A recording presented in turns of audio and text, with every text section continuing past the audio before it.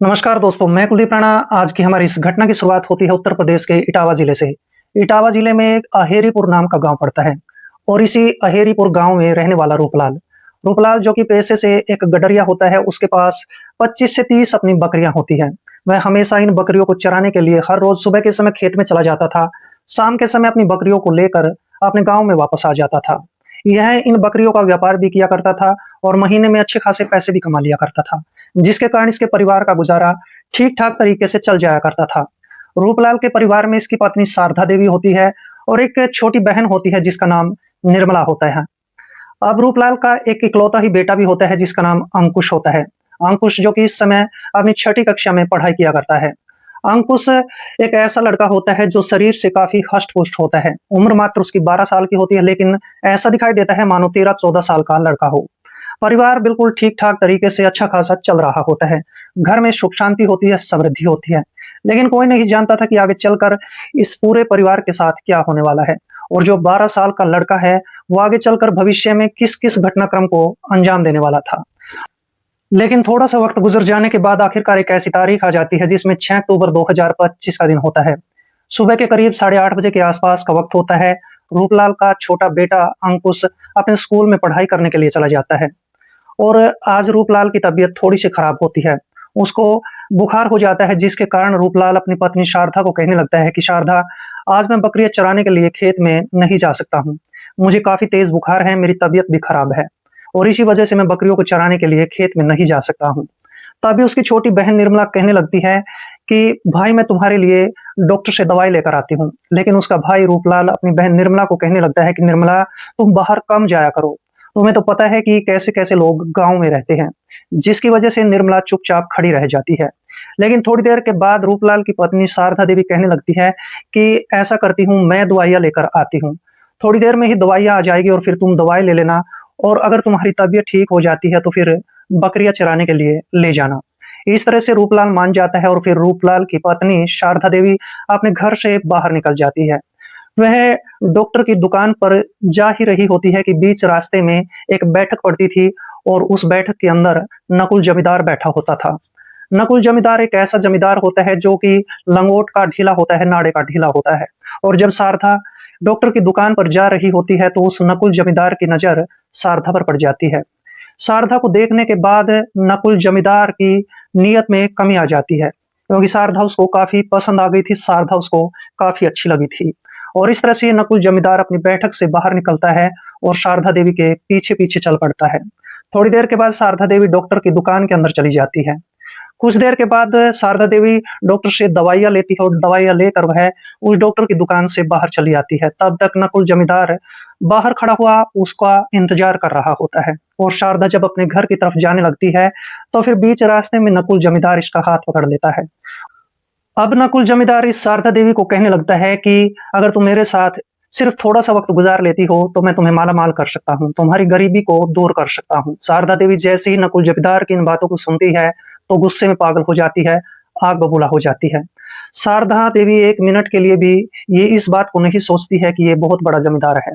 शारदा देवी इसके मुँह पर जोरदार तमाचा मार देती है और जब तमाचा लगता है, तो तमाचे की गूंज कुछ लोगों तक भी पहुँच जाती है और जब लोग इस पूरे घटनाक्रम को देखते हैं, तो लोग देखते रह जाते हैं। नकुल जमींदार अब शारदा देवी को कहने लगता है कि इस तमाचे का बदला ज़रूर लिया जाएगा। एक दिन तुम्हारे घर से उठाकर ले जाऊँगा और तुम्हारे साथ वो काम करूँगा जिसको करने के बाद तुम कहीं भी मुँह दिखाने के काबिल नहीं रहोगी। शारदा देवी को धमकी तो दे दी जाती है, लेकिन शारदा देवी इसकी बातों को एक कान से सुनती है, दूसरे कान से निकाल देती है। शारदा नहीं जानती थी कि आगे चलकर भविष्य में ये ज़मींदार इसके साथ क्या करने वाला होता है। और इस तरह से शारदा देवी जैसे इसको थप्पड़ मार रही होती है, यानी इसको थप्पड़ मार देती है, तो ज़मींदार उसी समय इसके बाल पकड़ लेता है और बाल पकड़कर वहाँ पर घसीटना शुरू कर देता है, लेकिन गाँव के लोग बीच बचाव करवा देते हैं। और फिर इसके बाद जमींदार फिर से धमकी देता है और कहता है कि तुम्हारे साथ वो काम करूँगा कि तुम्हें अपने पैदा होने पर अफ़सोस होगा। और इसके बाद शारदा देवी अपने घर की तरफ चली आती है, लेकिन शारदा देवी आज अपने घर पर पहुँचने के बाद इस बारे में ना तो अपने पति से ज़िक्र करती है और ना ही परिवार के किसी सदस्य को ये बात बताती है। यही सबसे बड़ी शारदा की गलती हो जाती है, शारदा की भूल हो जाती है। अब शारदा देवी अपने पति रूपलाल को दवाइयाँ देती है और रूपलाल दवाइयाँ खाकर आराम करने लग जाता है। कई घंटों का वक़्त गुज़र जाने के बाद रूपलाल की तबीयत में सुधार नहीं होता है उसका बुखार भी ठीक नहीं होता है। इस तरह से पूरा दिन गुजर जाता है, पूरी रात भी गुजर जाती है। जैसे अगला दिन यानी कि 7 अक्टूबर 2025 का दिन आ जाता है, तो सुबह के करीब 9 बजे के आसपास का वक्त होता है। रूपलाल कहने लगता है कि देखो, बकरियां कल से भूखी खड़ी हैं और उनको चराने के लिए खेत में कौन जाएगा। तभी रूपलाल कहने लगता है कि मैं निर्मला को तो नहीं भेजने वाला हूँ, और बेटा अंकुश अपने स्कूल में चला गया है। शारदा, तुम ऐसा करो, आज तुम बकरियां चराने के लिए खेत में चली जाओ। शारदा मान जाती है, अपने पति रूपलाल को कहने लगती है कि जब तक तुम्हारी तबीयत ठीक नहीं होती है, तब तक 2-3 दिन मैं बकरियां चराने के लिए खेत में जाऊंगी। और इस तरह से सुबह के करीब 10 बजे के आसपास शारदा देवी अपनी बकरियों को लेकर खेत में चराने के लिए चली जाती है। और जैसे ही बकरियां खेत में पहुंच जाती हैं, तो बीच रास्ते में नकुल जमींदार के खेत भी पड़ते थे। और आज के समय में नकुल जमींदार अपने खेत में बैठा हुआ था। साथ में उसका एक दोस्त भी होता है जिसका नाम जगदीश होता है। जगदीश जो कि एक पुलिस दरोगा होता है, लेकिन आज के समय में वो सस्पेंड हो चुका होता है। काफी रिश्वत लिया करता था, जिसके कारण उसको सस्पेंड कर दिया गया था। और आज के समय में नकुल और जगदीश दोनों बैठकर खेत में शराब पी रहे होते हैं। और जब नकुल की नजर शारदा देवी पर पड़ती है, तो शारदा देवी को देखकर नकुल को वो तमाचा याद आ जाता है। नकुल उसी समय अपने दोस्त पुलिस दरोगा जगदीश को कहने लगता है कि कल मुझे इसने थप्पड़ मारा था। जगदीश कहने लगता है कि तुमने उल्टी सीधी हरकत कर दी होगी। अब इसके बाद जो नकुल जमींदार होता है, कहने लगता है कि आज इस महिला को सबक सिखाना है। इसके साथ वो गलत काम करना है जिसको करने के बाद ये महिला कहीं भी मुंह दिखाने के काबिल नहीं रहने वाली है। अब मौका पाते ही नकुल जमींदार और साथ में उसका दोस्त जगदीश पुलिस दरोगा, ये दोनों खेत से बाहर निकलकर वहां पर आ जाते हैं जहां शारदा देवी अपनी बकरियों को चरा रही होती है। और जब शारदा इस नकुल जमींदार को देख लेती है, तो काफी डर जाती है, काफी सहम जाती है। नकुल जमींदार इधर उधर देखने लग जाता है। आसपास में कोई भी किसान नहीं होता है, कोई भी दूसरा व्यक्ति नहीं होता है। मौका पाते ही ये दोनों इसके पास आते हैं और फिर इसके साथ छीना झपटी करना शुरू कर देते हैं। और इस तरह से जगदीश जो पुलिस दरोगा होता है, वो देखते ही देखते इस महिला शारदा देवी के मुंह पर अपना हाथ रख लेता है। और फिर इसके बाद जो नकुल जमींदार होता है, इस पुलिस दरोगा का रुमाल लेता है और उसके साथ ही इसका मुंह बांध देता है। अब ये दोनों ही इसको कंधे पर उठाते हैं और खेतों में लेकर चले जाते हैं। खेत में ले जाने के बाद इसके हाथ पैर बांध दिए जाते हैं, मुंह पहले ही बांध दिया गया था। और अब बारी बारी से ये दोनों इस महिला के साथ गलत रिश्ते कायम करने लग जाते हैं। ये गलत काम तब तक ये दोनों करते हैं जब तक इन दोनों का मन शांत नहीं हो जाता है, इन दोनों के मन को खुशी नहीं मिल जाती है। और जब इन दोनों की तृप्ति हो जाती है, दोनों के मन खुश हो जाते हैं, मन शांत हो जाते हैं, तो फिर ये दोनों इस महिला शारदा देवी को धमकी देते हैं और कहते हैं कि अगर तुमने किसी को भी ये बात बताने की कोशिश की, तो तुम्हारे पति को झूठे इल्जाम में फंसाएंगे, झूठे इल्जाम में फंसाकर उसको जेल में बंद करवा देंगे। यहाँ पर जो शारदा होती है, काफी डर जाती है, काफी सहम जाती है। शारदा सोचने लगती है कि बड़ा जमींदार है, कुछ भी कर सकता है, साथ में इसके पुलिस वाला भी है। और इस तरह से शारदा देवी को वहां से छोड़ दिया जाता है। 2-3 घंटों के बाद शारदा देवी अपनी बकरियों को लेकर अपने घर पर आ जाती है। लेकिन जाते जाते यहाँ पर पुलिस दरोगा जगदीश और नकुल जमींदार ने इस महिला शारदा को धमकी दी थी। और वो धमकी ये दी जाती है कि रूपलाल की जो बहन है निर्मला देवी, उसके साथ भी यही काम किया जाएगा। और इस बात को सुनकर ये महिला शारदा काफी डर गई थी। शारदा अपने घर पर तो आ जाती है, लेकिन अपने ना तो पति को कुछ बताती है, ना ही अपनी ननंद उर्मिला को कुछ बताती है। और इस तरह से चुपचाप अपने घर में काम काज करने में व्यस्त हो जाती है। लेकिन बात यहीं पर खत्म नहीं होती है। नकुल जमींदार अब रूपलाल के पूरे परिवार पर बाज की तरह नजर रखने लग जाता है। नकुल जमींदार हर समय इस बात को ध्यान में रखता था कि इसका पूरा परिवार कहाँ पर जाता है और कहाँ पर नहीं जाता है। लेकिन रूपलाल का परिवार नहीं जानता था कि आगे चलकर उसके परिवार की सदस्य निर्मला के साथ क्या होने वाला था। इस तरीके से दिन गुजरते चले जाते हैं। आखिरकार एक ऐसी तारीख आ जाती है जिसमें 26 अक्टूबर 2025 का दिन आ जाता है। सुबह के करीब 10 बजे के आसपास का वक्त होता है और रूपलाल अपनी पत्नी शारदा को कहने लगता है कि शारदा, तुम्हारे पास कपड़े खत्म हो चुके हैं, तुम्हारे पास नए कपड़े नहीं हैं और ना ही निर्मला के पास कपड़े हैं। मैं ऐसा करता हूँ, आज बाजार में जाता हूँ, साथ में तुम भी मेरे साथ चलो और निर्मला को भी साथ में ले चलते हैं। आज मैं पूरे परिवार के लिए कपड़े खरीद कर लाने वाला हूँ। बेटा अंकुश तो अपने स्कूल में जा चुका होता है। और जब निर्मला से ये बात पूछी जाती है कि तुम शहर में हमारे साथ चलो, तो निर्मला मना कर देती है। निर्मला अपने भाई रूपलाल को कहने लगती है कि मैं शहर में जाने वाली नहीं हूँ, क्योंकि भेड़ बकरियों को चराने के लिए कौन जाने वाला है। लेकिन रूपलाल कहने लगता है कि बकरियों को मैं खुद चरा कर लाऊंगा। जैसे मैं शाम के समय वापस आ जाऊंगा, तो मैं बकरियों को लेकर खेत में जाऊंगा।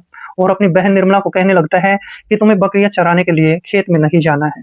और ये 2-4 बातें कहने के बाद जो रूपलाल होता है, अपनी पत्नी शारदा को लेकर शहर में जाने के लिए तैयार हो जाता है। अपने घर से निकलता है, गांव के बस अड्डे पर आ जाता है। गांव के बस अड्डे पर आकर रूपलाल किसी ऑटो रिक्शा का इंतजार करना शुरू कर देता है। लेकिन नकुल जमींदार बाज की तरह इन दोनों पर नजर रख रहा होता है। और नकुल जमींदार जब इस बात को देख लेता है कि रूपलाल अपनी पत्नी शारदा देवी को लेकर शहर में जाने वाला है, तो फिर नकुल जमींदार सोचने लगता है कि आज उसके पास बहुत बड़ा मौका है, क्यों ना आज निर्मला के ऊपर भी ध्यान देना चाहिए। और इस तरह से जो ये जमींदार नकुल होता है, अपने दोस्त पुलिस दरोगा जगदीश के पास फोन कॉल करता है। किस्मत खराब होती है, पुलिस दरोगा आज गांव में होता है। और इसके बाद जगदीश पुलिस दरोगा को ये जमींदार अपनी बैठक में बुलाता है, और बैठक में बुलाने के बाद दोनों बैठकर शराब पीने लग जाते हैं। और जब दोनों को गहरा नशा हो जाता है, तो नकुल जमींदार इस पुलिस दरोगा जगदीश को कहने लगता है कि आज हमारे पास बहुत बड़ा मौका है, क्योंकि आज रूपलाल अपनी पत्नी शारदा को लेकर शहर में गया हुआ है, और ऐसा हो सकता है कि उसकी बहन जो निर्मला है वो घर पर बिल्कुल अकेली हो, और वास्तव में यही होता है। और इसके बाद नकुल जमींदार कहने लगता है कि चलो अपनी मोटरसाइकिल उठाकर उसके घर पर चलते हैं। और इस तरह से ये दोनों अब बैठक से निकलते हैं, मोटरसाइकिल पर बैठते हैं, और फिर मोटरसाइकिल को स्टार्ट करने के बाद रूपलाल के घर के दरवाजे पर आ जाते हैं। घर का दरवाजा खटखटाया जाता है। 1-2 मिनट का वक्त गुजरने के बाद रूपलाल की बहन निर्मला देवी अपने घर का दरवाजा खोल देती है।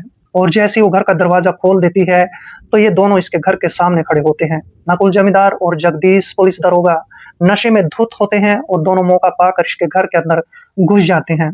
घर का दरवाजा, जो मुख्य दरवाजा होता है, अंदर से बंद कर लिया जाता है। और तब तक लड़की संभलती उस समय तक ये जगदीश पुलिस दरोगा उसके मुंह पर हाथ रख चुका होता है। उसको चीखने चिल्लाने का मौका नहीं मिलता है।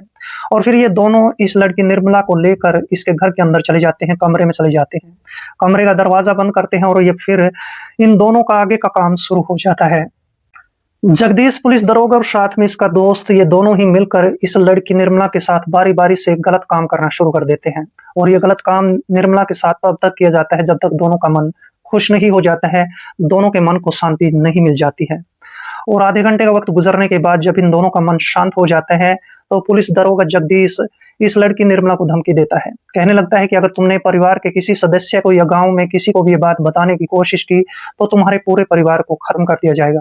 और इस तरह से निर्मला वहां पर काफी डर जाती है, काफी बेचैन हो जाती है। और इसके बाद ये दोनों बड़ी आसानी से निकलकर यहाँ से अपनी बैठक में आ जाते हैं, और फिर से वहां पर बैठकर शराब पीने लग जाते हैं। लेकिन निर्मला अपने परिवार के अंदर, अपने कमरे के अंदर बैठकर रो रही होती है, गिड़गिड़ा रही होती है। शाम के समय जब उसका भाई रूपलाल कपड़ों की खरीदारी करके अपने घर पर आ जाता है, तो लड़की आज अपने भाई को कुछ भी नहीं बताती है, ना ही अपनी भाभी शारदा देवी को कुछ बताती है। आज निर्मला भी वही गलती कर देती है जो उसकी भाभी शारदा ने करी थी, और आगे चलकर निर्मला और शारदा, इन दोनों के साथ क्या होने वाला था, इस बात के बारे में ना तो निर्मला जानती थी, ना ही शारदा जानती थी। निर्मला और शारदा देवी दोनों इस बात से डरती थी कि अगर हमने किसी के सामने इस बात का जिक्र कर दिया, तो ये जमींदार नकुल और साथ में उसका दोस्त पुलिस दरोगा जगदीश, ये हमारे परिवार को बिल्कुल खत्म कर सकते हैं। इसी बात से डरकर ये दोनों ही ना तो परिवार के किसी सदस्यों के सामने इस बात को बताती है, और ना ही गांव के किसी व्यक्ति के सामने ये बात बताई जाती है। दिन गुजरते चले जाते हैं। आखिरकार काफी दिनों का वक्त गुजरने के बाद एक तारीख आ जाती है, 20 नवंबर 2025। सुबह के करीब 10 बजे के आसपास का वक्त होता है। घर में लड़की निर्मला बिल्कुल अकेली होती है, और इस बात के बारे में नकुल जमींदार भली भांति जानता था, क्योंकि नकुल जमींदार बाज की तरह इसके पूरे परिवार पर नजर रखा करता था। और आज भी ये लड़की जैसी अपने घर में अकेली होती है, तो नकुल जमींदार अपने दोस्त को अपनी बैठक में बुलाता है, और कहने लगता है कि आज भी वो लड़की निर्मला अपने घर में अकेली है, क्यों ना आज भी उसका फायदा उठा लिया जाए। इस तरह से आज के समय में भी भरी बैठक के अंदर ये बैठकर शराब पीते हैं। थोड़ी थोड़ी शराब पीने के बाद फिर से मोटरसाइकिल मंगवाई जाती है, और फिर ये दोनों बैठकर मोटरसाइकिल पर इसके घर के दरवाजे पर पहुंच जाते हैं। घर के दरवाजे पर पहुंचने के बाद ये दोनों दस्तक देने लग जाते हैं, लेकिन आज लड़की निर्मला घर का दरवाजा नहीं खोलती है। वह दरवाजे के अंदर से ही देख चुकी थी कि आज ये दोनों घर में फिर से आएंगे और फिर से उसके साथ गलत काम करेंगे। दरवाजे पर कम से कम 10 मिनट तक दस्तक दी जाती है, कोई भी दरवाजा नहीं खोला जाता है। उसी समय इनका पड़ोसी, एक जिसका नाम राधेश्याम होता है, वो इन दोनों को लगातार देख रहा होता है। राधेश्याम इस बात को सोचने लग जाता है कि ये जमींदार इसके घर पर आते जाते रहते हैं, कुछ दाल में काला है या फिर दाल ही कुछ काली है। राधेश्याम बस इन दोनों पर नजर रख रहा होता है। लेकिन जमींदार नकुल अब अपने दोस्त जगदीश को कहने लगता है कि ये लड़की ऐसा दरवाजा खोलने वाली नहीं है, चलो दीवार छोटी है, इस दीवार को फांद कर इसके घर के अंदर जाते हैं। दोनों की हिम्मत इतनी ज्यादा बढ़ जाती है कि ये दीवार फांद कर घर के अंदर प्रवेश कर जाते हैं। राधेश्याम पड़ोसी दोनों को लगातार देख रहा होता है। और जैसे ही नकुल जमींदार और ये पुलिस दरोगा घर के अंदर प्रवेश कर जाते हैं और फिर उस लड़की का जो है मुंह पकड़ लिया जाता है, मुंह पर हाथ रख लिया जाता है और निर्मला को लेकर फिर से कमरे के अंदर चले जाते हैं। और फिर से बारी-बारी दोनों ही इस लड़की के साथ गलत काम करने लग जाते हैं और ये गलत काम आज भी उस समय तक किया जाता है जब तक दोनों का मन शांत नहीं हो जाता है। और जैसे इन दोनों का ये काम खत्म हो जाता है तो फिर इसके बाद नकुल जमींदार और पुलिस दरोगा जगदीश दोनों ही दरवाजा खोलकर बड़ी आसानी से आज भी यहाँ से निकल जाते हैं और अपनी बैठक में जाकर शराब पीने लग जाते हैं। करीब 3 बजे के आसपास का वक्त हो जाता है और बेटा अंकुश, जो रूपलाल का 12 साल का बेटा होता है, वो स्कूल से पढ़ाई करके अपने घर पर लौट आता है। लेकिन बीच रास्ते में वो पड़ोसी राधेश्याम उसको मिल जाता है। राधेश्याम अब इस 12 साल के लड़के अंकुश को कहने लगता है कि अंकुश, तुम्हारे घर में बहुत गलत काम होता है।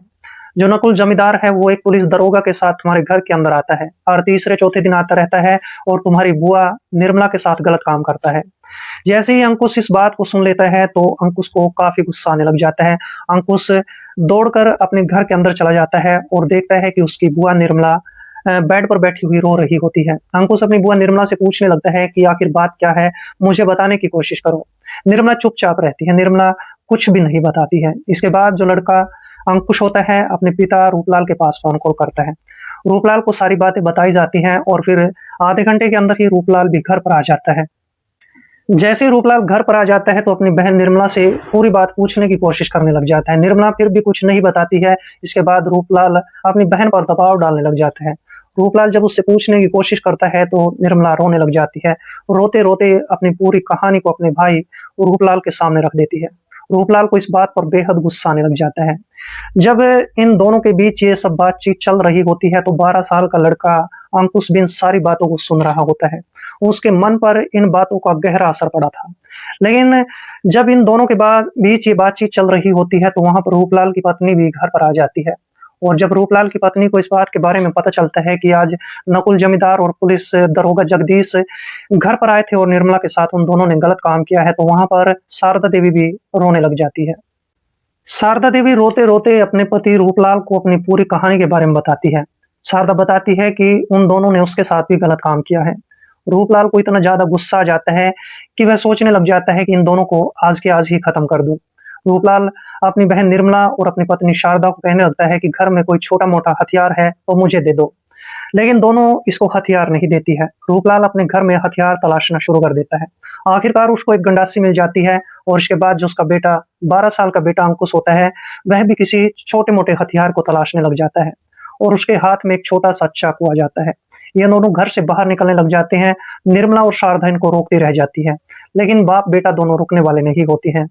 दोनों थोड़ी दूरी तक चलते हैं तो रूपलाल अपने बेटे को कहने लगता है कि बेटा तुम घर पर चले जाओ, मैं उन दोनों का आज काम तमाम कर दूंगा। लेकिन अंकुश नहीं मानता है। अंकुश एक साहसी और निडर लड़का होता है, अपने बाप के साथ चल पड़ता है।